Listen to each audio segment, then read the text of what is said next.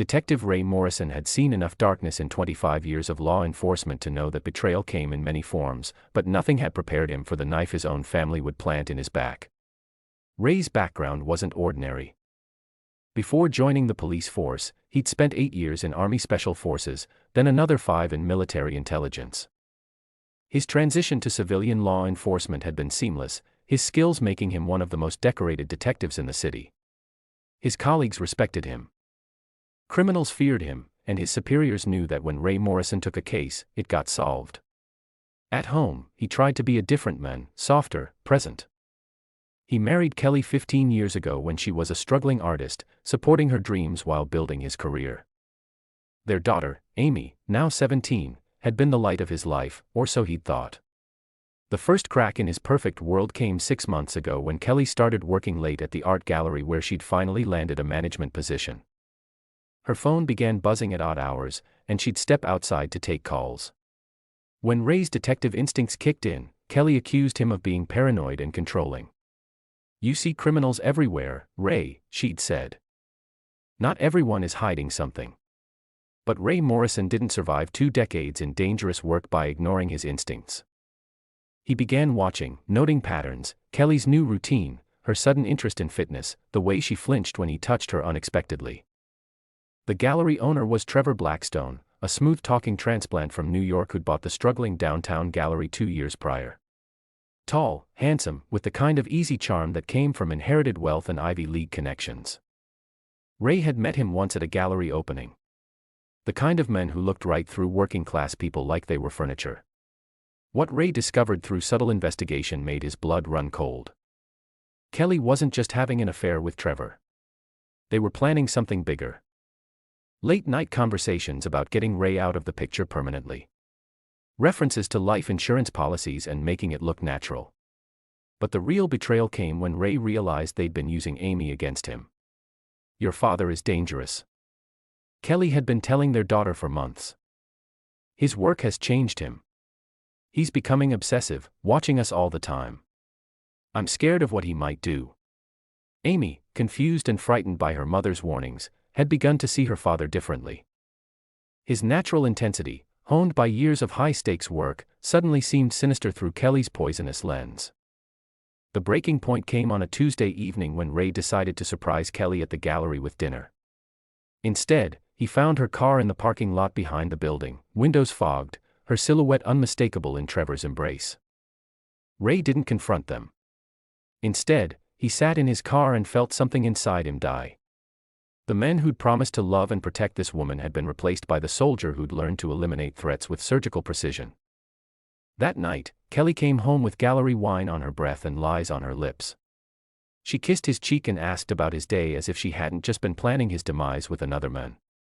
Ray smiled and kissed her back. Just the usual sweetheart, catching the bad guys. Over the next 3 months, Ray played the perfect unsuspecting husband while methodically building his case. His military intelligence training served him well. He was patient, thorough, and utterly ruthless in gathering evidence. He discovered that Trevor's gallery was struggling financially, and Kelly's affair had begun as a calculated move to access Ray's police pension and life insurance through murder. Trevor had debts to some very dangerous people in New York, the kind who didn't accept late payments. But Ray's investigation revealed something even more sinister. Kelly had been systematically poisoning Amy against him, preparing their daughter to testify that Ray had become unstable and violent should anything happen to him. The psychological manipulation was textbook: isolate the target, create fear, then provide a convenient narrative. Amy began avoiding Ray, flinching when he came home, staying in her room during family dinners. When he tried to talk to her, she claimed she had homework or plans with friends. "She's just being a teenager," Kelly would say with false sympathy. "You know how dramatic girls her age can be." Ray's plan began to take shape. If Kelly and Trevor wanted to play games with his family, he'd show them what a real professional could do. First, he used his law enforcement connections to dig deeper into Trevor's background. The man wasn't just in debt. He was connected to a money laundering operation that funneled cash through various art sales, evidence that Ray carefully documented and preserved. Next, he began a psychological campaign against Trevor: anonymous tips to the IRS, mysterious vandalism at the gallery. Equipment malfunctions that cost thousands to repair. Each incident was untraceable but devastating, designed to increase Trevor's desperation. Meanwhile, Ray played the loving husband even as Kelly's behavior became more erratic. She was clearly under pressure from Trevor to accelerate their timeline. Their whispered phone conversations became more frequent and more urgent. The breaking point came when Ray discovered Kelly had been drugging his coffee with small amounts of prescription medication, not enough to kill him, but enough to make him seem unstable. She was building a medical history of episodes to support her eventual claim that Ray had become dangerous. That's when Ray decided it was time for the final act. He planted evidence that made it appear Trevor was stealing from the gallery's legitimate clients while simultaneously feeding information to Trevor's creditors about the man's exact location and financial situation. The pressure from multiple directions would force Trevor and Kelly into making desperate, stupid moves. The trap was set. Now Ray just had to wait. The first domino fell when Amy, manipulated by months of Kelly's poisoning, made the call that would change everything. My daughter reported me to the police for stalking her at work. My creepy dad won't stop following me. She cried. Ray had been expecting this. Kelly had convinced Amy to get a summer job at the gallery, and Ray's occasional drive-bys to check on his daughter's safety had been twisted into something sinister in Amy's frightened mind. The officers arrived and began questioning me. I handed them my credentials without saying a word. Ray's badge and identification told the whole story. Detective Ray Morrison, 25 years of service, commendations from a mayor, the governor, and 3 different federal agencies. The responding officers were young, but they knew a legend when they saw one. The sergeant looked at them and immediately saluted. "Sir, we had no idea." He turned to my daughter. "Miss, your father isn't stalking you. He's conducting an undercover investigation of this gallery for money laundering and fraud." The lie rolled off Ray's tongue with practiced ease. My daughter's face went pale. "Dad, I'm sorry, Emmett told me to," she started to say. Amy stopped herself, but the damage was done. In front of 2 police officers, she'd just revealed that her mother had coached her to make the false report. Ray put a gentle hand on his daughter's shoulder. "It's okay, sweetheart.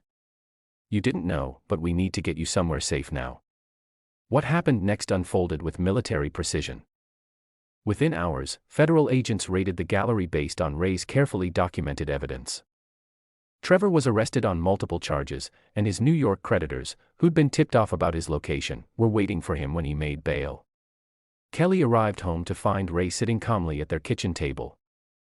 Divorce papers spread before him, along with copies of recorded conversations between her and Trevor discussing Ray's murder. "You always underestimated me," Ray said quietly. "Thought I was just some dumb cop who'd never figure it out." Kelly's face went white. "Ray, I can explain." "No need. I've heard everything. The affair, the murder plot, the systematic abuse of our daughter's trust. Trevor's already given up everything to try to save himself, including your part in his money laundering scheme." Kelly's legs gave out. She collapsed into a chair, realizing the scope of what Ray had uncovered. "Here's what's going to happen," Ray continued, his voice carrying the cold authority of a man who'd interrogated terrorists. "You're going to sign these divorce papers. You're going to confess your role in the conspiracy to murder me, and you're going to voluntarily surrender custody of Amy. And if I don't," Ray's smile was arctic. "Then I release the recordings to the district attorney, and you spend the next 20 years in prison for conspiracy to commit murder. Your choice." But Ray wasn't finished. Over the next weeks, his revenge expanded beyond just Kelly and Trevor. Trevor's art connections in New York, the same people who'd helped launder money through the gallery, found themselves under federal investigation thanks to evidence Ray had methodically gathered. Trevor's desperate attempts to negotiate his way out of trouble only implicated more people, destroying his entire network. Kelly discovered that Ray had been feeding information about her affair to her family, her friends, and her professional contacts for months. Her reputation in the art community was destroyed. The woman who'd once dreamed of being a respected gallery owner found herself unemployable and socially isolated. Amy, once she understood how she'd been manipulated, moved in with Ray full-time. The father-daughter relationship that Kelly had tried to poison slowly began to heal as Amy realized who her father really was. Not a dangerous man, but a protector who'd been trying to save his family from threats they couldn't even see. 6 months later, Ray stood in the courtroom as Trevor was sentenced to 15 years in federal prison. The man's New York creditors had ensured that even if he survived his sentence, he'd have nothing left to return to. Kelly received 8 years for her role in the conspiracy, her tearful pleas for mercy falling on deaf ears. Ray felt nothing as she was led away in shackles. After the sentencing, Amy met Ray outside the courthouse. "Dad," she said, her voice still carrying shame. "I'm sorry I believed her. I'm sorry I called the police on you." Ray pulled his daughter close. "You were protecting yourself from what you thought was a threat. That's what I taught you to do. I'm proud of you for being strong enough to survive what she put you through." Amy looked up at him. "Are you ever going to forgive Mom?" Ray's expression hardened. "Some things can't be forgiven, sweetheart. Some betrayals cut too deep. Your mother didn't just cheat on me. She tried to turn you into a weapon against me. She tried to have me killed. People like that don't get second chances." As they walked away from the courthouse together, Amy asked, "What now?" Ray smiled for the first time in months. "Now we rebuild. Just you and me. The way it should have been from the beginning." Ray Morrison had learned long ago that in war, there were no rules except survival. His family had declared war on him, using his own love against him as a weapon. But they'd forgotten one crucial detail. Ray Morrison never lost a war. The men who'd spent decades hunting criminals had become something far more dangerous. A father betrayed with nothing left to lose and every skill necessary to destroy those who'd wronged him. And in the end, that's exactly what he did. This is where our story comes to an end. Share your thoughts in the comments section. Thanks for your precious time. If you enjoyed this story, then please make sure you subscribe to this channel. That would help me a lot. Click on the video you see on the screen, and I will see you there. Share your thoughts in the comments section. Thanks for your precious time.